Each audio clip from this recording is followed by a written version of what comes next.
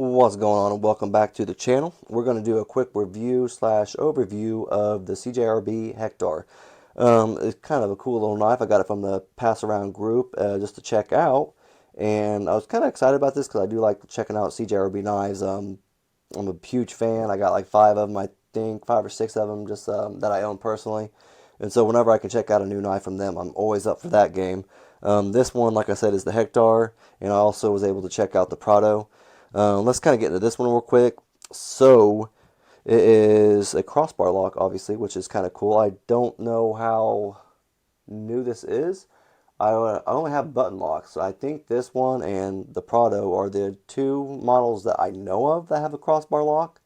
Um, I just know that it's something I just now checked out. I don't think they've been doing a lot of it lately, so or creating a lot of them. I think these were like the first two. I don't know for sure, so don't quote me on that. But these are the two that I know of. Like I said, um, it is actually pretty smooth. Like I would say they're a little bit different. Like I said on tension, like I would say that this is a little bit stronger um, than this one right here. I think maybe it's because of the blade length and like this the knife size overall.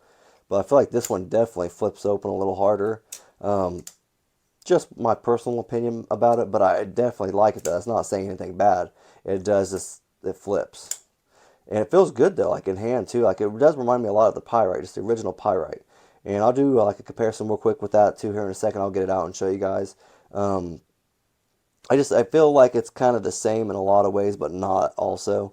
Obviously, if you haven't noticed, it has a Civivi Prax, or not Civivi Praxis, a Civivi Elementum Desert Warrior type blade right there with the color. Definitely light blue, very, very blue knife. I do like the way it looks. It's just too much blue for me. They have different colors too. I think they have like a black handle one with a yellow blade, which I thought kind of cool. It's kind of different. But you obviously have your light blue pivot. You also have your light blue pocket clip, and that's it. But you also have green screws on both sides. So as you can see right there, you have it on the pocket clip, screws for the pocket clip also. But you do have your light blue back spacers. Excuse me, good lord. Um, I think that would have been nicer if they would have like changed that too. Probably added a color, like made that maybe light blue or something like that. Um, I don't know. It probably would have chipped up though, or something like that. I don't know for sure. So maybe that's probably fine that they did that. Again, it's called paint spraying, is what it says on the Artisan Cutlery website. It's paint sprayed. I don't know what kind of type of coating that is necessarily, but that's what it said on the website. And what always worries me about these is I would feel like they chip like the screws. I don't know. I haven't used it.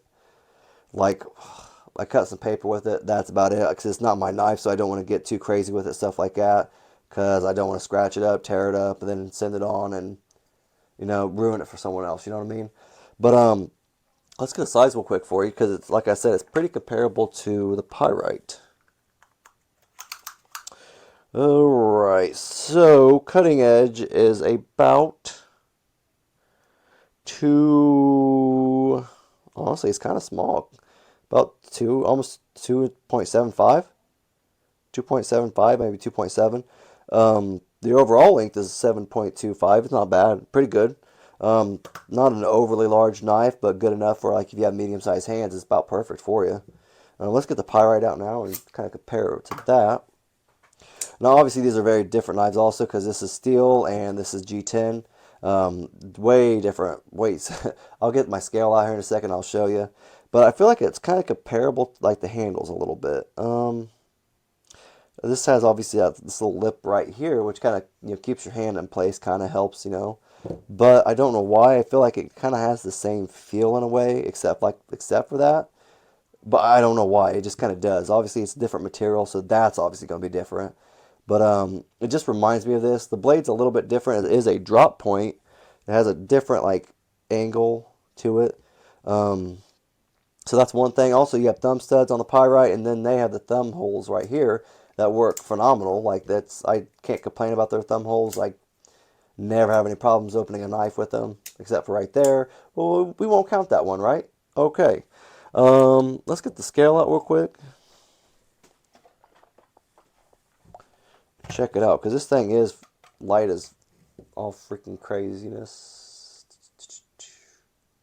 All right. Wow. Oh, good Lord. So that is 2.7. Okay, you gonna stay? Okay. All right. 2.7. So that's freaking light. So there you go. That's like, there you go. 2.7 for the steel. So I don't know. Like, I feel like let's turn this off and get out of the way. So it definitely, the G10, the blue G10 really does make up for the lightweight, or make it lightweight, which is nice. Just be careful, like I said, with the screws and everything. The screws, they get chipped up really easy, and that's the only thing that kind of irks me a little bit. Now, the pocket clip is reversible, which is nice, but if you change it out, be careful. Change it to the other side, just because it will probably chip up the screws. Like, I don't know how much this has been taken apart and stuff like that, but it's already got nicks into the pocket clip right there. And some of the screws are, like the screws in the pocket clip are chipped a little bit. These are chipped a little bit. Blade looks fine though. There's nothing on the blade. But a little bit of chipping on the screws in the pocket clip. But the pocket clip, the screws are recessed. That's kind of cool, right? Just not the pocket clip, but that's not a big deal. As long as I got one, right? What else is there to talk about? You got the blue G10 handle. You got the drop point blade style. Got the crossbar lock. Didn't go into the price. Now these are very, very affordable. They have their AR RPM 9 steel